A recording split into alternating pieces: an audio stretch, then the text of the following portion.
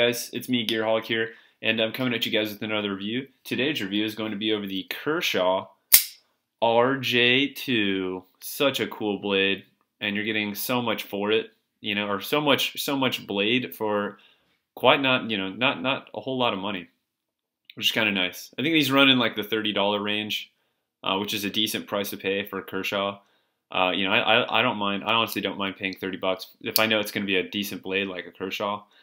This is the RJ. So this is the RJ II, and it's the smaller model to the RJ1, which is a little bit bigger. I think it's 8 inches overall for the bigger model, and this RJ2 is actually 7 inches in length. So you do get an extra inch with the RJ1, but the RJ2 is 7 inches long. It has a 3-inch blade length and then a 4-inch handle. The blade is made out of 8CR13 MOV with a tie-night coating, and it also has it's 0.12 inches thick. So it's rather actually quite a thick blade. You're getting quite a lot of blade thickness for what you're getting. It is a hollow grind. It is a hollow ground blade, and does come in Tonto. It does come in the Tonto version with a plain edge, or you can get Tonto with serrations. This one came to me with serrations. I actually got this from a friend of mine. He EDC'd it for a while and thought it was just a little bit heavy for his taste. And then I kept picking it up off of his table and being like, oh, that's a really cool knife. And he was just like, hey man, why don't you just take it? Cause I don't really ever use it. And I was like, all right, cool. I'll put it in my collection. Can't argue with a free knife. And I don't think he really used it all that much because it was rather sharp. And I don't think he did his own sharpening on this particular knife. But it came rather sharp, and I have to comment that Kershaw's always done an outstanding job of having their knives razor sharp right out of the box, and I really appreciate that. And I have done very little to touch up the blade on this actual knife. I haven't really used the knife all that much, but I plan on implementing it a lot more into my EDC roll because it is such a fantastic blade, and it is so thick and sturdy. It's a sturdy knife. I don't really feel like it's going to break at all, really. It does have stainless steel liners, which are really nice. They are not skeletonized, so it is a little bit heavy, and it does add weight to the overall knife, which weighs in at 3.4 ounces, which is kind of a heavy knife for EDC. For some people, for me, it's not such a big deal. I guess I can EDC this.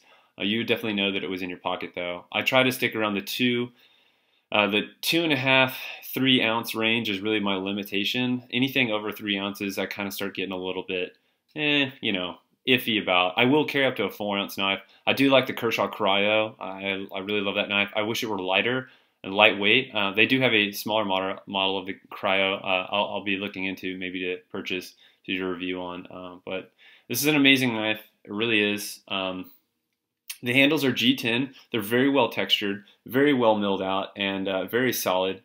It does have a really nice clip on it, but the clip is only on the right side of the actual blade. You can do tip up or tip down carry. You see the holes up here, so here and here, but it does not have those on the reverse side. So it is only on one side, and the clip is a little bit small and a little bit pudgy. It's kind of like a small, thick, clip. And it carries decently deep. It's not super deep, but it does the job. It hides the knife well enough. You could reverse the clip up to the top and do probably a little bit deeper carry, and have not as much knife protruding.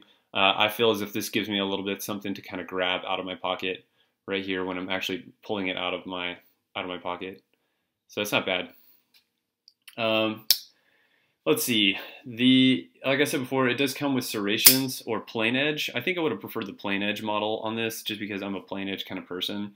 Serrations are really great if you have to do a lot of box cutting or cutting tasks, repetitive cutting tasks where your blade is going to get dull over the entire day, or after doing consecutive cutting.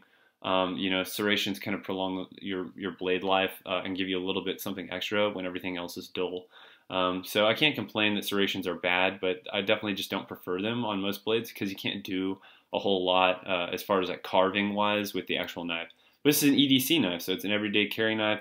It's not really designed to like be pushed into like a bushcraft or like survival roll or a backup camp blade. I guess you could do a camp blade with it. But the blade material, the 8CR13 MOV is decent. You know, it's got decent rust resistance, but it's not the greatest. But with that titanium nitride coating over it, I feel like that really kind of prolongs the usage of this actual blade for quite some time. I feel like it would really protect the blade for quite some time. I've had other knives that had titanium nitride coating on them, and they've never rusted up on me. And so I definitely have gone into wet water with this knife and not really felt bad about it, just because I know that it can handle it. And the fact that it's got kind of like a flow-through design on the back, you can kind of see that a little bit better. It does have like a kind of a plastic spacer here, but you know, there's enough there that you can kind of get mud and water and things in it and just kind of like work it out. It's not so bad. It's a pretty good knife. Feels really good in the hands. That 4-inch handle gives you kind of a lot to work with, you know. And it fits my hands quite nicely. I have large hands, so I can't argue that it's a bad blade. It feels really good in my hands. It feels really solid, so like a solid knife. So if you had to make sweeping cuts with it, if you had to use it in defensive role, you could do that. Would I recommend it? No. But you know, you could definitely do some damage with this blade. It is very, very, very sturdy. Definitely a great tactical blade. For those of you who are worried for defensive purposes, I would say this blade is pretty awesome. It would fit that role really, really well. Let's see. So the liners are stainless steel. They are not milled out, and I kind of wish they did. I wish they milled out those stainless steel liners. I'll try to show that to you if I can get it on camera. But they're not milled out very well. Kind of having a hard time even seeing in there. Sorry. You can kind of see. Yeah, they're not milled out, and I really think that if they skeletonized those liners, that would have lightened the weight on this knife so much and drastically. Maybe even pushing it to 3 ounces, which is a lot more carryable for me. I really do like the G10 handles. They feel really good in my hand. I know that G10, you know, when it gets wet, sometimes it doesn't stick. It just depends on the aggressive texturing. This doesn't have super aggressive texturing. I mean, it's decently textured, but it's not like super aggressive, which is not a big deal. So I love the knife overall. It's a great EDC blade. It is assisted opening, so it's nice. And it's lightning fast. I mean, it just shoots out of the knife. It wants to come out. It does not have a safety though, so if you accidentally bump that in your pocket, it will come out and you know, you will have the blade exposed, which isn't a big deal. You know, I mean, it doesn't need to have a safety. I just do like having the option of having a safety on knives. Just because, especially these auto knives, and that like little flipper in the back does kind of stick out quite a bit, but it's not so obtrusive. It's just you do run the risk of actually hitting it and it popping out. It has happened to a friend of mine where his blade popped out and he cut himself pretty severely, and it was in his pocket too. But it just came open because of the way that the knife is auto, and it came open like a little bit. Not this particular knife, but it was another Kershaw, and he sliced himself pretty bad with it. So it's just one thing to kind of remember about these auto knives with Kershaw.